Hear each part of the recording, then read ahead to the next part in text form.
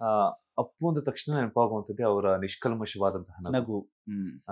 Shooting set ಅಲ್ಲಿ ಎಲ್ಲಾನು ಯಾರೇ ಬಂದ್ರು ಕೂಡ ಹ್ಮ್. ಒಂದು ಪ್ರೀತಿ ಅಪ್ಪುಗೆಯನ್ನ ಅಪ್ಕೊಂಡವರು ಹ್ಮ್. ಅವ್ರಿಗೆ ಒಂದು ಅವರು ಪ್ರೀತಿಯನ್ನ ಹಂಚ್ತಿದ್ರು.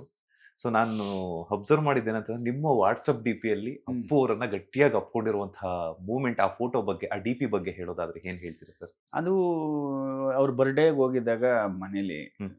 ತೆಗೆದಂಥ ಫೋಟೋ. ಹ್ಮ್. ಅದು ಅಂದರೆ ನನಗೆ ತುಂಬ ಆತ್ಮೀಯರು ಅವರು. ಅಂದರೆ ನಾನು ಅಸೋಸಿಯೇಟ್ ಆಗಿದ್ದಾಗಿಂದನೂ ಹ್ಮ್. ನಾನು ಆಲ್ಮೋಸ್ಟ್ ಆಲ್ ಅವ್ರ ಜೊತೆ ಆಫೀಸಲ್ಲಿ ಮನೇಲಿ 8 ಅವರ್ಸ್ 12 ಅವರ್ಸ್ ಅಲ್ಲೇ ಇರ್ತಿದ್ದೆ ನಾನು. ಓಕೆ. ಆಮೇಲೆ ಹೊರಗಡೆ ಹೋಗ್ಬೇಕಾದ್ರೆ ಪಾಪ ನನ್ನ ಜೊತೆ ಕರ್ಕೊಂಡು ಹೋಗ್ತಿದ್ರು ಆಗೆಲ್ಲ. ಈ ಹೊರಗಡೆ ಎಲ್ಲರೂ ಹೋಗ್ಬೇಕಾರೆ ಹೈದ್ರಾಬಾದ್ ಹೋಗ್ಬೇಕಾರೆ ಇಲ್ಲಿ ಹೋಗ್ಬೇಕಾರೆ ಅಷ್ಟೊಂದು ಆತ್ಮೀಯತೆ ಇತ್ತು. ಅದು ತುಂಬ ಕ್ಲೋಸ್ನೆಸ್ ನನಗೆ ಅವರು. ಹ್ಮ್. ಅದು ಆ ಸ್ಟಿಲ್ ಅಷ್ಟು ಅದು ತೋರಿಸುತ್ತೆ, ಅದು ನಮ್ಮ ಬಗ್ಗೆ ಆತ್ಮೀಯತೆ ಏನಿದೆ ಅಂತ ಸ್ಟಿಲ್ ಅದು ತೋರಿಸುತ್ತೆ. ಎಷ್ಟು ವರ್ಷಗಳ ಹಿಂದಿನ ಫೋಟೋ ಸರ್ ಅದು? ಅದು ನನಗೆ ಗೊತ್ತಿರಂಗೆ ಸರ್ ಒಂದು 8 ಇಯರ್ಸ್ ಫೋಟೋ ಇರ್ಬೋದು. ಓಕೆ. ಹ್ಮ್. ಅವ್ರ ಮನೆಯಲ್ಲೇ ಹುಟ್ಟುಹಬ್ಬದ ದಿನ ಅವ್ರ ತಗೊಂಡು. ಮನೇಲಿ ಹುಟ್ಟಿದ್ದು ಬಲೆ ಒಂದು 7-8 ಅವ್ರು ಸಾಯೋದಕ್ಕೊಂದು 2 ಇಯರ್ಸ್ ಬಿಫೋರ್ ತೆಗ್ದಿರೋ ಫೋಟೋ. ಹಾ, ಹಾ, ಹಾ. ತುಂಬಾ ಜನ ಸರ್ ಆಗ ನಾವು ಅರ್ಲಿ ಮಾರ್ನಿಂಗ್ಗೆ ಹೋಗ್ಬಿಡ್ತಿದ್ವಿ, ಬೆಳಗ್ಗೆನೆ ಎಲ್ಲರೂ ಹ್ಮ್. ಜನ ಬರೋಕ್ಕೂ ಮುಂಚೆ. ಇಲ್ಲ ಎಲ್ಲ ರಶ್ ಕಮ್ಮಿ ಆದ್ರು ಒಳಗಡೆ ಜಾಗ ಬಿಡ್ತಾನೆ ಇಲ್ಲ. ಹೌದು. ಆ ಪೊಲೀಸ್ ಅವ್ರು ತಳ್ಳೋರು, ನಾವ್ ಯಾರು ಅಂತ ಗೊತ್ತಿಲ್ಲ ಅವ್ರಿಗೆ. ಹಾ. ಅದಕ್ಕೆ ರಶ್ ಕಮ್ಮಿ ಆದಾಗ ಹೋಗೋನು. ಇಲ್ಲ ಹಿಂದಿನ ದಿನ ಹೋಗ್ಬಿಡೋ ಒಂದೊಂದ್ಸಲ. ಮುಂಚೆನೆ ಒಂದ್ಸಲ ನಾವು ಹೋಗ್ಬಿಡು. ಪ್ರತಿ ವರ್ಷ ಹೋಗ್ತಿದ್ದೆ, ಅವ್ರ ಬರ್ಡೇಗೆ ಮಿಸ್ಸೇ ಮಾಡ್ತಿದ್ದೆ. ಅವ್ರದ್ದು ಶಿವಣ್ಣ ಕಂಪಲ್ಸರಿ ಹ್ಮ್. ಮಿಸ್ ಮಾಡದೆ ಹೋಗ್ತಿದ್ದೆ.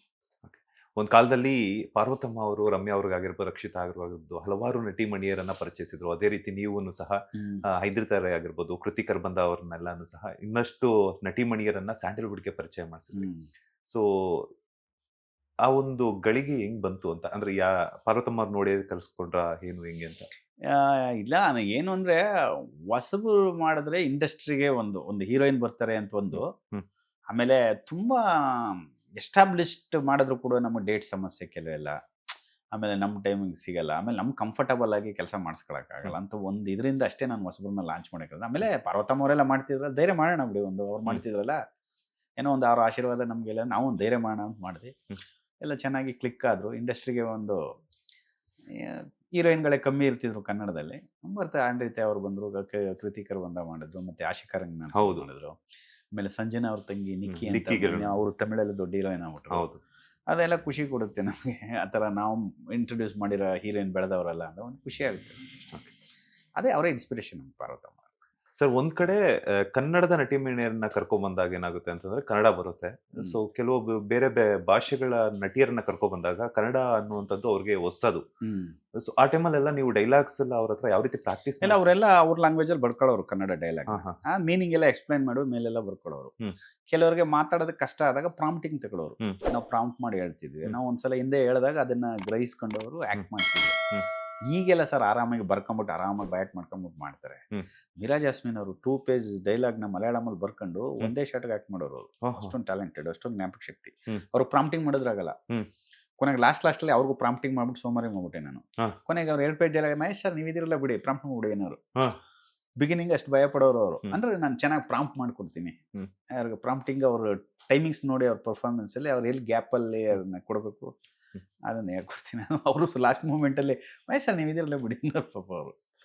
ಅದು ಏನಿಲ್ಲ ಸರ್, ಭಾಷೆ ಏನು ಸಮಸ್ಯೆ ಇಲ್ಲ ಸರ್, ಆರಾಮಾಗಿ ಮಾತಾಡೋದು. ಯಾವ ಭಾಷೆ ಬೇಕಾದ್ರೂ ಮಾತಾಡ್ಬೋದು ಸರ್. ಏನು ಅಂತಂದ್ರೆ ನಮ್ಮ ಎಕ್ಸ್ಪ್ರೆಷನ್ನು, ನಮ್ದು ಇದು ಬಾಡಿ ಲ್ಯಾಂಗ್ವೇಜ್, ಡೈರೆಕ್ಟರ್ ಏನು ಕೇಳ್ತಾರೆ ಆ ಎಕ್ಸ್ಪ್ರೆಷನ್ ಇಂಪಾರ್ಟೆಂಟ್ ಅಷ್ಟೇ. ಲ್ಯಾಂಗ್ವೇಜ್ ಏನು ಸಮಸ್ಯೆ ಇಲ್ಲ ಸರ್. ಡಬ್ಬಿಂಗ್ ಸಿನಿಮಾಗಳೇ ನೋಡ್ತಾರೆ ಈಗ. ಹೌದು. ನಾವು ಕನ್ನಡದಲ್ಲಿ ಮಾಡಿದ್ರೆ ಅದು ಹಿಂದಿ, ತಮಿಳು, ತೆಲುಗೆಲ್ಲ ಜನ ಅವೆಲ್ಲ ತಲೆನೇ ಕೆಡಿಸ್ಕೊಳ್ಳಲ್ಲ. ಬಟ್ ಆದರೂ ನಮ್ಮ ಭಾಷೆ ಬಿಡಬಾರ್ದು ನಾವು. ಏನೇ ಆದರೂ ಕನ್ನಡದಲ್ಲೇ ಮಾತಾಡಿಸ್ಬೇಕು ನಾವು. ಹ್ಮ್. ಯಾಕಂದ್ರೆ ನಮ್ಮ ಭಾಷೆ ಕೊಡೋ ಗೌರವ ನಾವು ಅದು. ಸರ್, ಇನ್ನೊಂದೇನಂತಂದ್ರೆ ಅಪ್ಪು ಅವ್ರು ಅಂತಂದ್ರೆ ಡ್ಯಾನ್ಸ್ ಆಗಿರ್ಬೋದು, ಸ್ಟಂಟ್ಸ್ ಆಗಿರ್ಬೋದು, ಯಾವುದೇ ರೀತಿಯಾದಂತಹ ಡೂಪನ್ನ ತಗೊಂಡು ಮಾಡ್ತಿರ್ಲಿಲ್ಲ. ಡ್ಯಾನ್ಸಿಂಗ್ ಸ್ಟಾರ್ ಅಂತಂದ್ರೆ power star Puneeth Rajkumar Kannada cinema ರಂಗದಲ್ಲಿ. ಅದ್ರ ಜೊತೆಗೆ ಸ್ಟಂಟ್ಸ್ ಮಾಡೋದಾದ್ರೂ ಕೂಡ ಒರಿಜಿನಲ್. ಬಿಕಾಸ್ ಯಾಕಂತಂದ್ರೆ ಅಪ್ಪು ಅವರ ಸ್ಟಂಟ್ಸ್ ಅನ್ನ ಪರಭಾಷಾ ನಟರು ಸಹ ಹೊಗಳಿರೋದು ಉಂಟು. ಹೌದು. ಸೊ ನೀವು ಶೂಟಿಂಗ್ ಸೆಟ್ ಅಲ್ಲಿ ಅಪ್ಪು ಸಿನಿಮಾದಲ್ಲಿ ಅಸೋಸಿಯೇಟ್ ಆಗಿ ಮಾಡಿದ್ರು. ಅದ್ರ ಜೊತೆಗೆ ಆಕಾಶ್ ಆಗಿರ್ಬೋದು, ಅರಸು ಆಗಿರ್ಬೋದು, ಆ ಫೈಟ್ ಸೀನ್ಸ್ ಅಲ್ಲಿ ಹೆಂಗೆ ಎಲ್ಲ ಎತ್ತಿದ್ರು ಶೂಟಿಂಗ್ ಸೆಟ್ ಅಲ್ಲೆಲ್ಲ ಅಪ್ಪು ಈ ಲೀಲಾಜಾಲ್ವ ಮಾಡೋರು ಸರ್ ಅವರು. ಫೈಟ್ ಅಂದಾಗ ಬೆಳಗ್ಗೆ ಬಂದು ಸ್ಟ್ರೆಚ್ ಮಾಡೋರು. ಹಿಂದಿನ ಜಾಸ್ತಿ ಫುಡ್ ಗಿಡ್ ತಿಂತ ಎಲ್ಲ ಬೇಗ ಫ್ರೆಶ್ ಆಗಿ ಮಲಗೋರು. ಆಮೇಲೆ ಫೈಟ್ ಅಂದ್ರೆ ಗೊತ್ತಲ್ಲ ಸರ್, ತುಂಬಾ ಫಿಸಿಕಲ್ ವರ್ಕ್ ಜಾಸ್ತಿ, ಸ್ಟ್ರೈನ್ ಆಗ್ತಿರ್ಲಿಲ್ಲ ಅವರು. ಎನರ್ಜಿಟಿಕ್ ಆಗಿರೋರು. ಅದೇ ಫಸ್ಟ್ ಬಿಗಿನಿಂಗ್ 9 o'clock ಇಂದ 6 o'clock ವರೆಗೂ ಅದೇ ಎನರ್ಜಿ ಇರೋದು. ಚೆನ್ನಾಗಿ ಮಾಡೋರು ಅವರು. ಫೈಟ್ ಲೀಲಾಜಾಲವಾಗಿ ಮಾಡೋರು. ಯಾಕಂದ್ರೆ ಅವರು ಜಿಮ್ನಾಸ್ಟಿಕ್ ಸ್ಟೈಲ್ ಅದು ಕಲಾರಿ ಪುಟ್ಟು ಕಲ್ತಿದ್ರಲ್ಲ, ಅದೆಲ್ಲ ಆರಾಮ ಮಾಡೋರು. ಹೊರಗಡೆ ಅವ್ರಿಗೆ ಏನೇ ಹಿಂಗೆ ಅದು. ಮಹೇಶ್ ಬಾಬು ಅವರನ್ನ ವೀರ ಕನ್ನಡಿಗ ತೆಲುಗುವಲ್ಲಿ ಪ್ರೊಜೆಕ್ಷನ್ ಮೆಹರ್ ರಮೇಶು ತುಂಬಾ ಪರಿಚಯ ಅವ್ರಿಗೆ. ಮಹೇಶ್ ಬಾಬು ತುಂಬಾ ಕ್ಲೋಸ್ ಫ್ರೆಂಡ್ ಅವರು. ಓಕೆ. ಅವ್ರು ಹಿಂಗೆ ನಾನು ಒಂದು ಸಿನಿಮಾ ಮಾಡಿದ್ದೀನಿ ಕನ್ನಡದಲ್ಲಿ ಬನ್ನಿ ಅಂತ ಮಹೇಶ್ ಬಾಬು ಬಂದಿದ್ರು ಫೈಟ್ ಹ್ಮ್. ನೋಡೋಕೆ. ನಾವು ಡಿಟೇಲ್ಸ್ ಮಾಡ್ತಿದ್ವಿ. ಹ್ಮ್.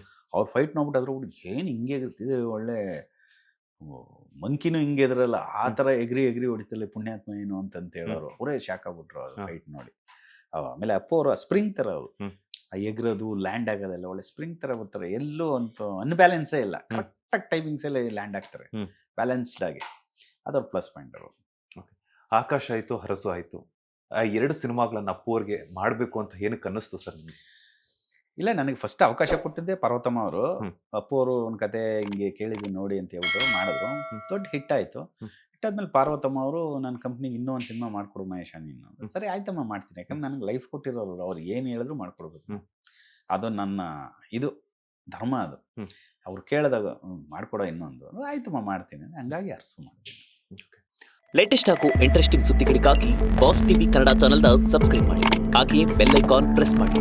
ಇದರ ಜೊತೆಗೆ ಫೇಸ್ಬುಕ್, ಇನ್ಸ್ಟಾಗ್ರಾಮ್, ಎಕ್ಸ್ನಲ್ಲೂ ಮಿಸ್ ಮಾಡದೆ ಫಾಲೋ ಮಾಡಿ.